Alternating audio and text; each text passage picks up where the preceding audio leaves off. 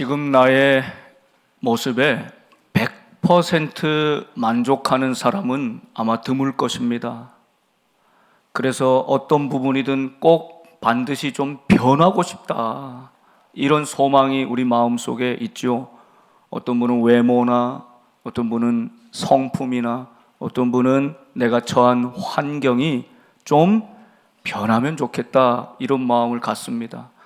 그래서 어떤 영화에 보면 두 주인공이 서로 부러워하는 삶을 살았는데 아침에 눈을 떠보니 상황과 몸이 싹 바뀌어서 내가 그렇게 부러워하던 삶의 자리에 내가 처해져 있는 모습을 보게 되는 거죠. 그렇게 살아보니까 겉에서 보는 거랑은 또 다르더라, 이런 이야기들 있지 않겠습니까? 여러분, 우리 인생이 진짜 변화된다는 것은 우리 인생의 주인이신 예수 그리스도를 만날 때만 가능한 일입니다. 그 극적인 변화를 체험한 사람이 사도 바울이었죠. 다른 사람의 생명을 무참히 죽이려는 자 사울이었습니다.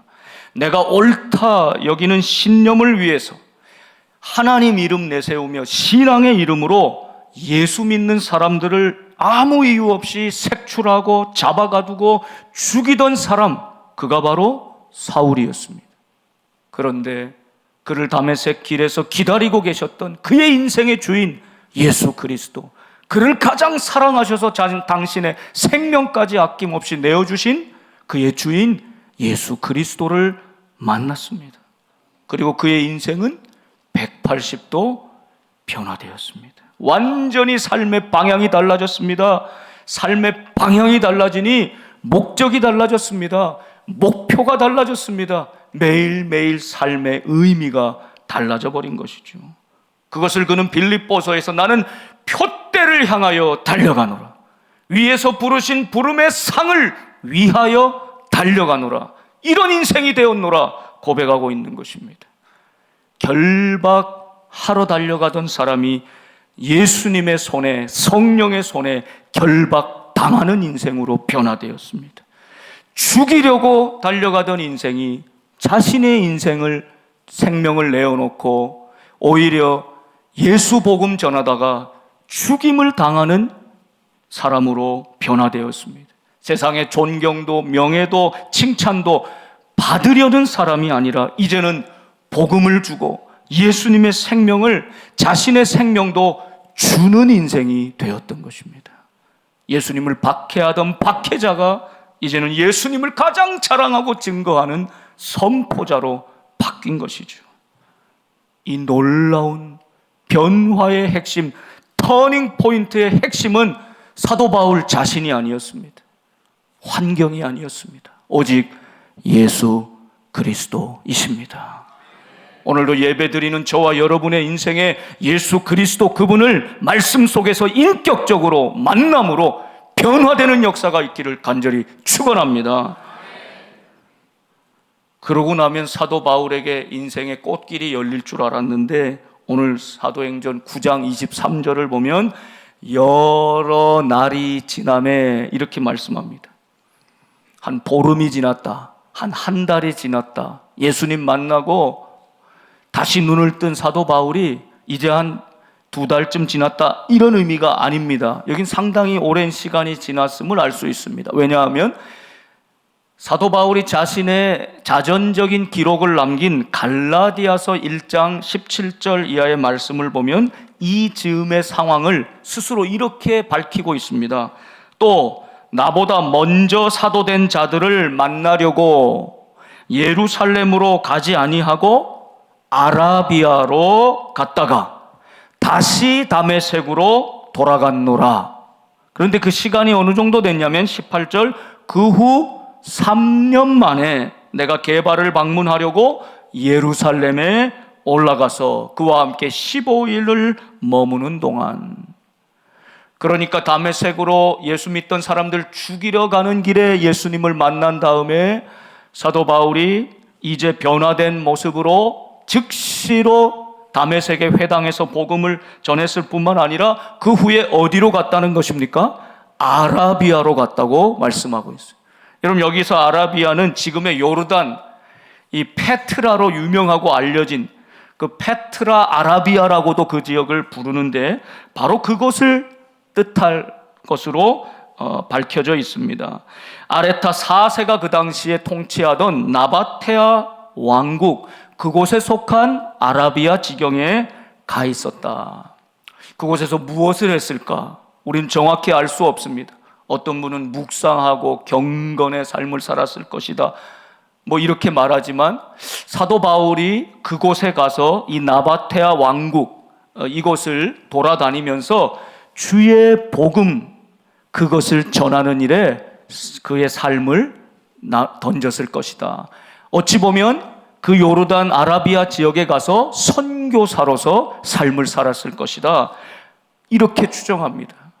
아무튼 예수님 만났습니다. 그의 삶의 목표가 달라졌습니다. 그 즉시로 예수님을 증거하는 복음의 증거자가 되었습니다.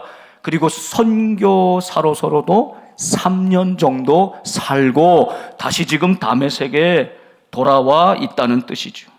여러분, 그런 시간을 경과된 것을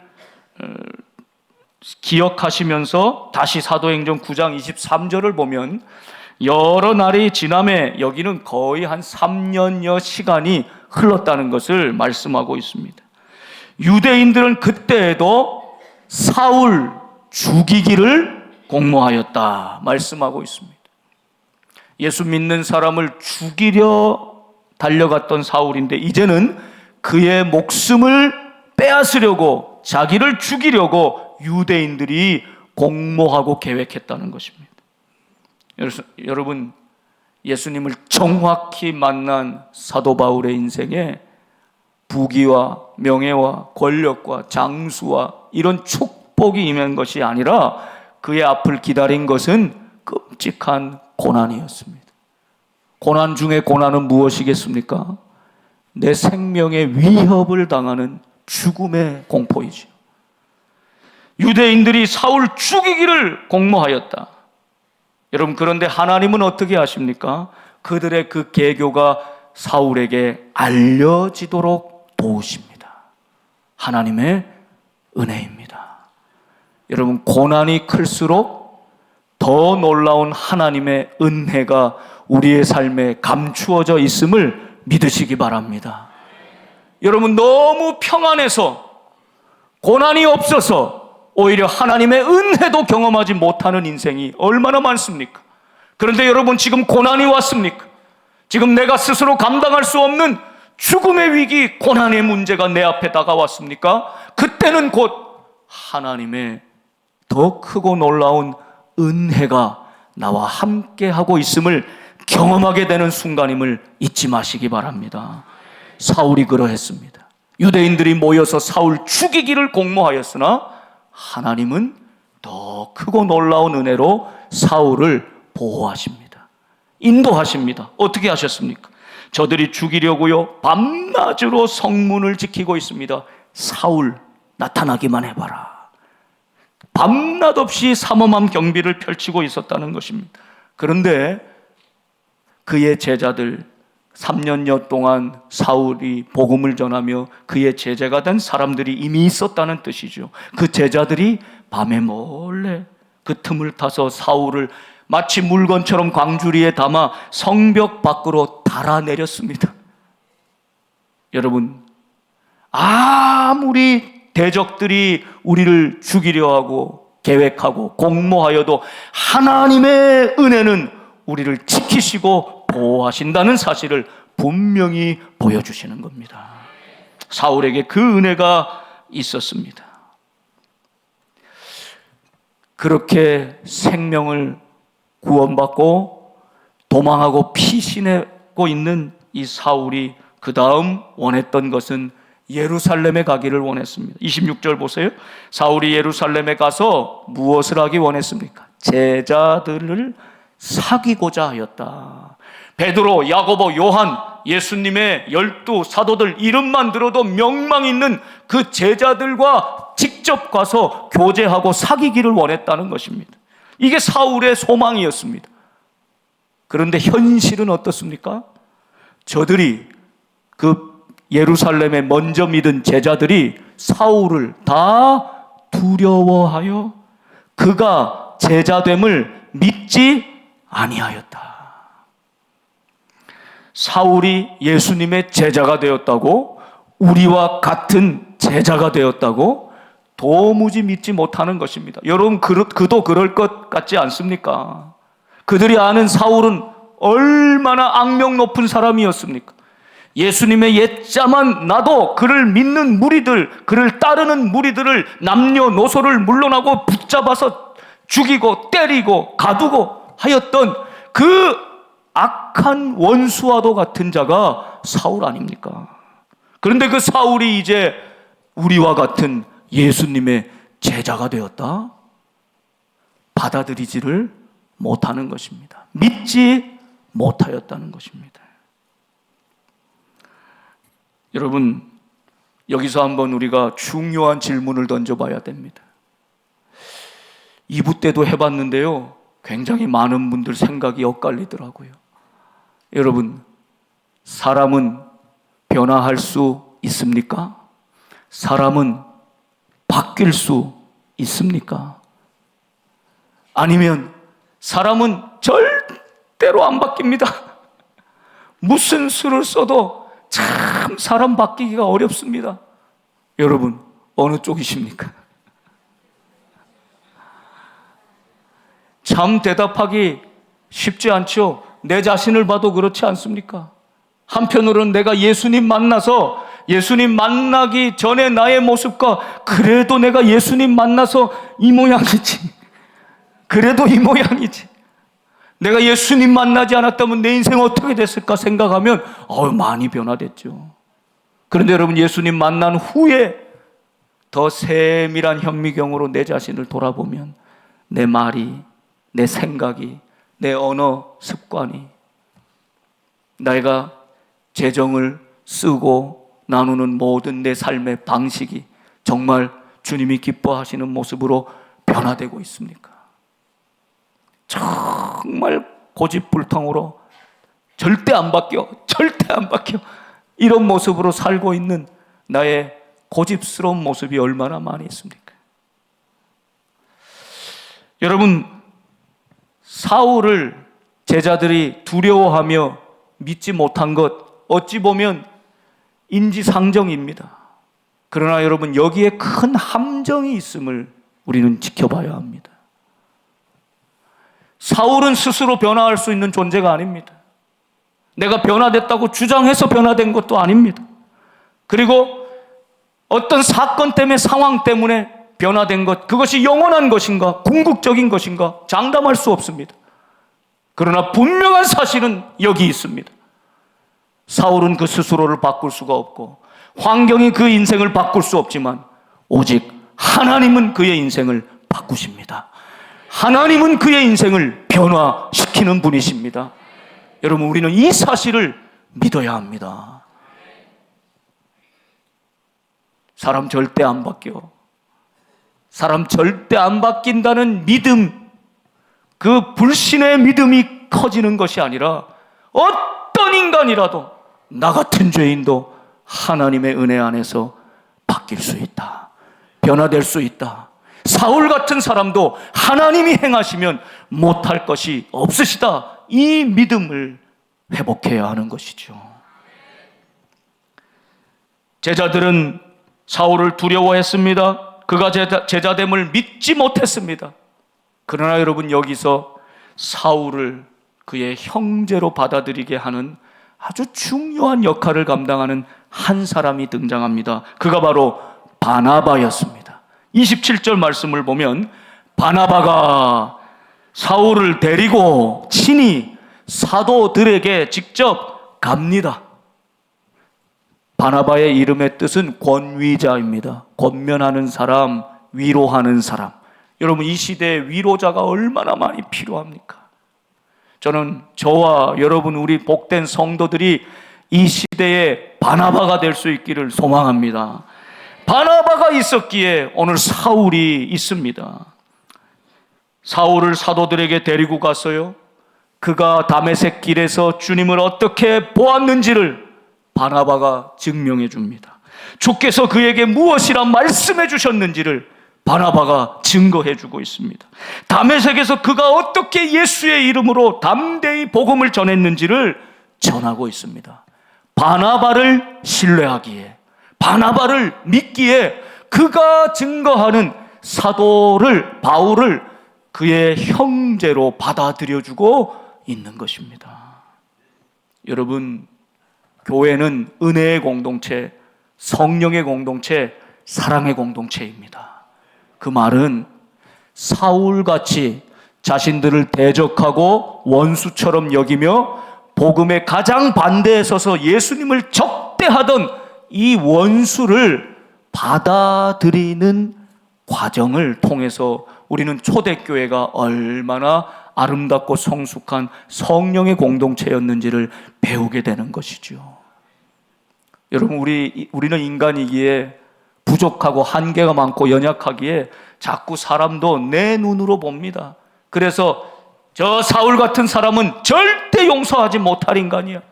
저의 전력을 봐라. 언제 마음이 바뀌어서 지금 예수님 믿고 회심한 척하지만 또 돌아가서 우리를 박해할지 모른다. 여러분, 그런 고정관념으로 딱지를 붙이고 여러분, 사도 사울을 절대로 그의 형제로, 사도로, 제자로 인정하지 않았다면 어떻게 되겠습니까? 오늘 기독교의 역사는 이런 놀라운 역사, 복음의 역사, 선교의 역사를 이룰 수 없었을 것입니다. 그런데 사울을, 그 죄가 많은 인간, 흠이 많았던 사람, 예수님을 정반대했던 원수요 박해자였던 그 사울까지도 성령 안에서 오늘 바나바의 증명과 소개로 그를 신뢰하는 마음으로 사울을 그의 형제로 받아들이고 있는 것이죠. 여러분, 저는 우리 복된 교회가 이런 교회가 될 수 있기를 간절히 소망합니다.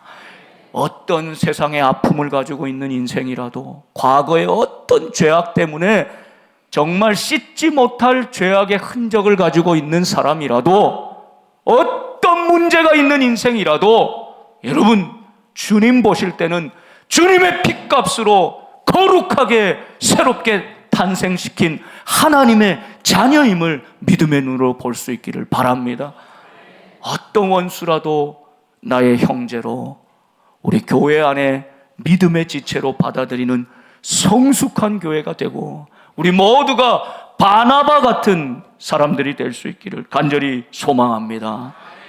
바나바의 이 놀라운 환대와 권면과 인도함 가운데 원수였던 사울은 이제 제자들과 함께 제자가 됩니다. 형제가 됩니다. 놀라운 변화이지요. 28절 말씀 보세요. 주목하여 봐야 합니다. 사울이 누구와 함께 있어? 제자들과 함께 있어.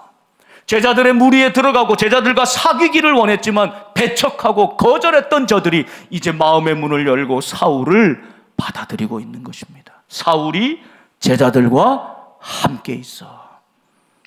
여러분, 우리 인생의 두 번째 중요한 질문이 여기 있습니다. 누구와 함께하고 있느냐라는 것입니다. 여러분, 누구와 함께하고 있습니까? 이것이 우리 인생을 참으로 아름답게도 만들고 참으로 안타깝게도 만드는 것입니다. 여러분, 그런 의미에서 우리 인생에 좋은 믿음의 사람들, 친구들을 만나고 사귀는 것이 얼마나 놀라운 축복인 줄 몰라요. 우리 자손들을 위해 그렇게 기도해야 하는 것입니다. 하나님, 우리 자녀들이 하나님이 예비하신 좋은 믿음의 사람들을 만나게 하여 주십시오. 그게 가장 큰 축복임을 누리게 하여 주시옵소서. 제가 아까 감개무량하다고 했는데 일찍 떨어져서 공부하던 우리 딸, 또 좋은 돕는 배필을 만나서 대학에서 4년 동안 믿음 안에 교제하게 하시고, 이 두 사람의 그냥 만남뿐만이 아니라 이제 두 가정의 만남으로 또 그것을 통해서 하나님이 앞으로 행하실 일을 기대하고 바라보게 되면서 참 사람이 누구를 만나느냐, 누구와 함께하고 있느냐가 그 인생을 결정한다는 사실. 우리는 지금 상상할 수 없지만 하나님이 행하신 일은 우리는 상상할 수 없는 놀라운 축복으로 그 앞길을 활짝 열어주실 줄 믿습니다.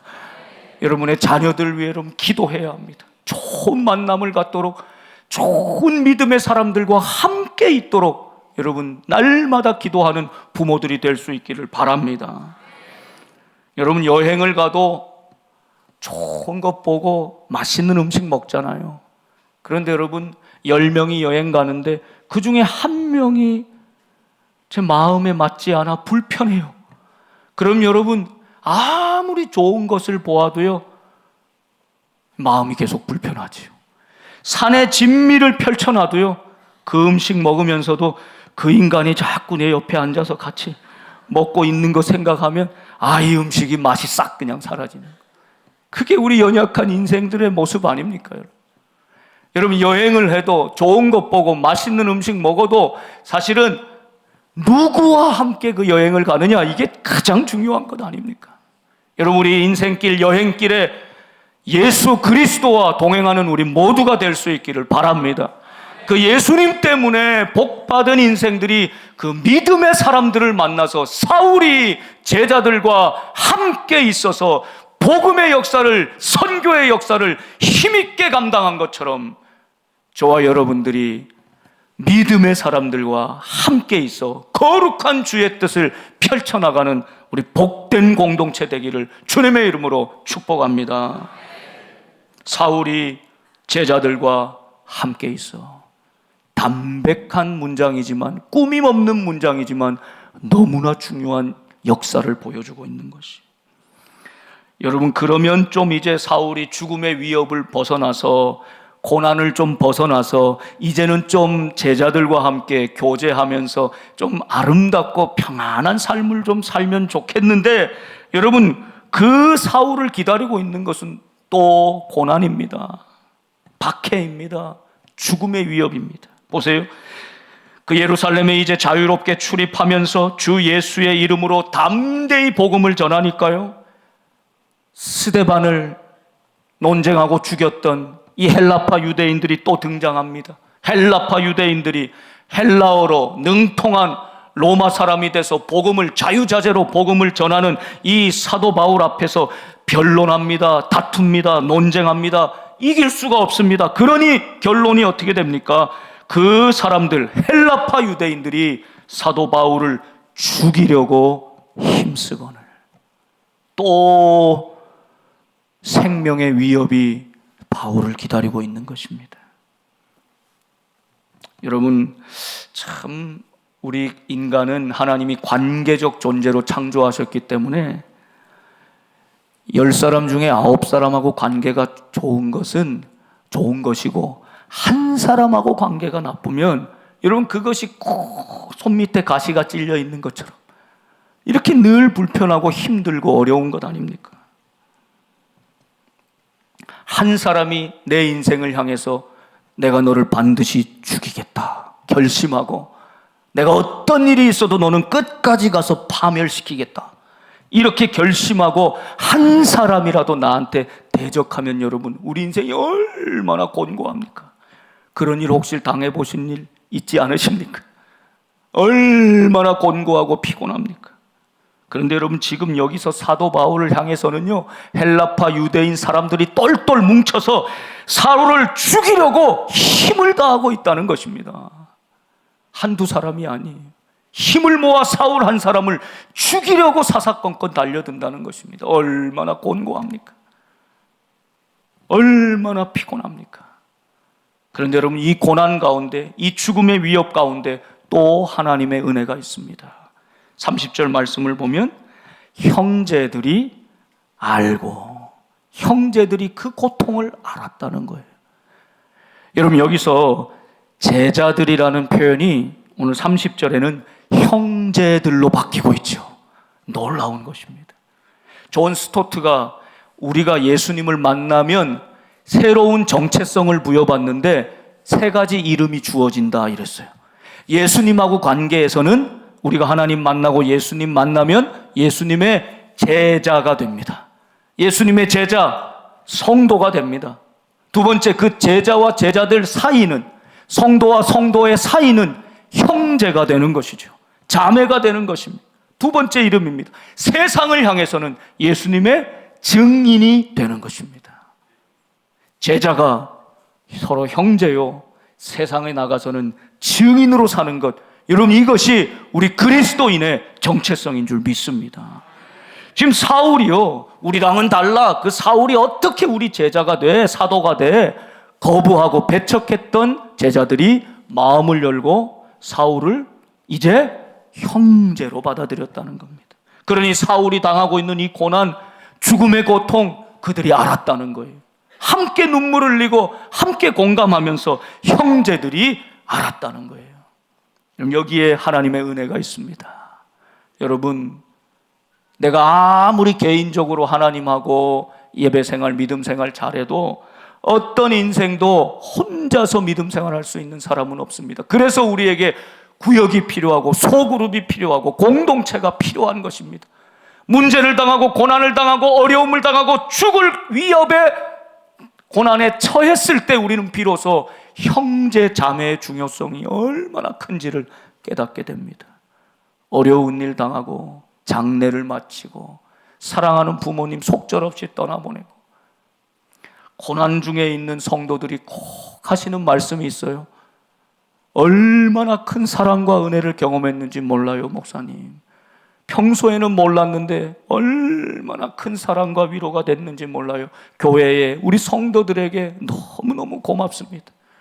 그러면 제가 꼭 한마디도 못합니다. 이제는 성도님이 기도할 차례입니다. 이젠 성도님이 위로해 줄 차례입니다. 여러분, 형제들이 사울의 고난을 알고 가이사랴로 데리고 피신시킵니다. 그리고 사울의 고향인 다소에 내려가 피해서 안전하게 거할 수 있도록 조치를 취하는 것이죠. 여러분, 지금까지 보면 23절에서 30절까지 사울은 계속해서 죽음의 고통 가운데 처합니다. 고난의 연속입니다. 배척하고 거절하고 공동체에서 떨어져 나가는 고통도 갖고 있습니다. 여러분, 그런데 이 사울의 개인적인 고난과 관계없이 31절의 말씀은 너무나 놀라운 교회의 평안과 부흥을 보여주고 있습니다. 우리 31절, 우리 교회 이런 교회 되게 해주소서 소망하는 마음으로 우리 같이 크게 한번 읽어보겠습니다. 시작. 그리하여 온 유대와 갈릴리아 사마리아 교회가 평안하여 든든히 서가고 주를 경외함과 성령의 위로로 진행하여 수가 더 많아지니라. 아멘. 할렐루야. 여러분, 그런데 여기 연결어를 잘 보셔야 합니다. 사울은 죽음의 고난을 당했습니다. 형제들로부터 배척당했습니다. 죽을 시험과 고난과 위기를 경험했습니다.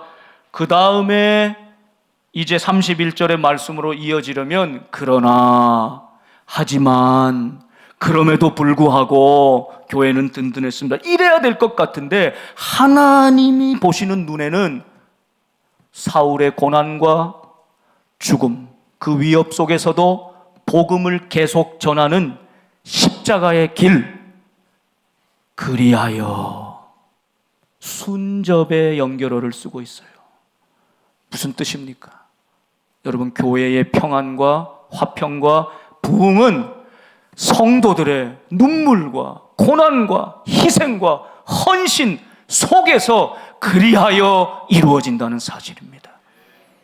여러분, 우리는 다 개인적으로 교회에 와서 예배드리고 은혜 입고 구원받고 축복받고 건강을 누리고 자녀도 형통하고 잘되고 잘되는 그 축복을 누리기를 원합니다. 예, 그것은 하나님이 결과적으로 우리에게 주시는 선물입니다.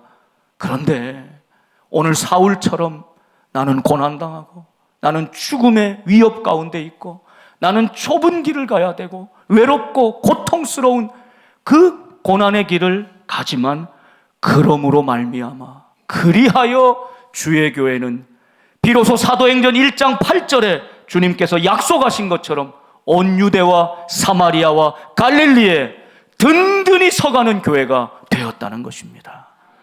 나는 고난을 당해도 주님 영광 받으시고 나는 고통 속에 있어도 그것을 통하여 주님의 교회가 든든히 서가는 놀라운 하나님의 은혜를 보여주시는 것입니다. 오늘 우리의 삶은, 우리의 신앙은 정반대일 때가 많지 않나요? 제 스스로도 돌아보게 되는 것이죠. 내가 복받고 내가 이익을 얻고 내가 평안을 누리려고 나 중심의 신앙생활을 하고 있지는 않습니까? 여러분, 그런 차원에서 본다면 사울은 완전히 실패한 인생 아닙니까? 죽음의 위협이 끊어지지 않습니다. 도망자로 삽니다. 피하여 갑니다. 그럼에도 불구하고 복음을 굴하지 않고 말씀을 또 전하고 또 전합니다. 그러나 사울에게는 어떤 유익도 없습니다. 어떤 소망도 없습니다. 어떤 보상도 없습니다. 어떤 안전도 없습니다. 외로운 길입니다. 고통스러운 길입니다. 그리하여 주의 교회는 든든히 서가고 있음을 우리는 놀랍게 보게 되는 것입니다. 모든 것이 나 중심인 오늘 우리의 신앙생활을 돌아보면서 사울의 믿음이 도전이 되는 것이죠. 오늘 사울의 그 믿음의 길이 오늘 우리에게 거울이 될 수 있기를 간절히 바랍니다. 스페인에서 선교하시는 우리 김성기 선교사님 최근에 선교 편지를 보았는데, 우리가 그저 스페인 하면 유럽의 국가, 잘 사는 국가, 스페인에도 선교가 필요한가 쉽게 이렇게 생각할 수 있습니다. 그런데 그 편지를 보니까 스페인은 그 개신교인이 1.5%에 불과합니다. 너무너무 연약하죠. 그 중에 실제 스페인에서 낳고 자란 사람 중에 개신교인은 0.7%밖에 안 돼요. 많은 사람들이 해외에서 예수님 믿다가 이 스페인에 와서 내가 그리스도인입니다라고 한 사람들을 포함해서 1.5%라는 겁니다. 그래, 이렇게 된 것은 1939년에서 75년까지 비교적 최근까지도 36년 동안 프랑코라고 하는 독재 정권이 들어서 36년을 다스립니다. 그래서 가톨릭만을 국교로 인정하고 모든 종교 행위를 못하게 합니다. 개신교인들은 예배도 드리지 못합니다. 교회도 세울 수가 없습니다. 허가내주지 않습니다. 목회자도 키울 수 없습니다. 그때까지 있던 목회자들의 명맥을 유지해서 사는 것이죠. 사회적, 경제적 차별과 억압과 박해도 심했습니다. 개신교인이다라고 하면 직장을 구할 수가 없어요. 먹고 살 길이 없어요. 그럼에도 불구하고 나는 그리스도인입니다. 이 믿음으로 사는 분들. 많은 은퇴 목사님들이 1984년 이전에 안수받고 목회하는 분들은 아무런 은퇴 연금도 혜택도 받을 수 없는 그런 가운데 있다는 것입니다. 그런데 이제 이 선교사님이 이 스페인 교단과 협력 관계를 맺고 한 노회에 1년의 세례를 주는 사람이 한 노회, 한 교회가 아니라 교회 연합체인 노회에 1년의 세례를 주는 사람 통틀어 10명에 불과하다는 것입니다. 근데 세례를 주는 날이 되어서 그 교회, 노회에 속한 교회를 이렇게 탐방하는데 한 명한테 세례를 주는 거예요. 할머니, 할아버지가 오늘 사울의 믿음처럼 그렇게 목숨 걸고 온갖 차별과 학대를 받아가면서 그리스도인의 자리를 지켰던 이 성도의 가정에 손주를, 손녀를 오늘 세례받게 하는 거예요. 온 가족과 교회가 눈물을 흘리며 그 세례식을 거행하는데 평생 그런 모습을 처음 봤다며 이 선교사님 부부가 눈물을 흘리며 그 선교 보고 편지를 썼더라고요.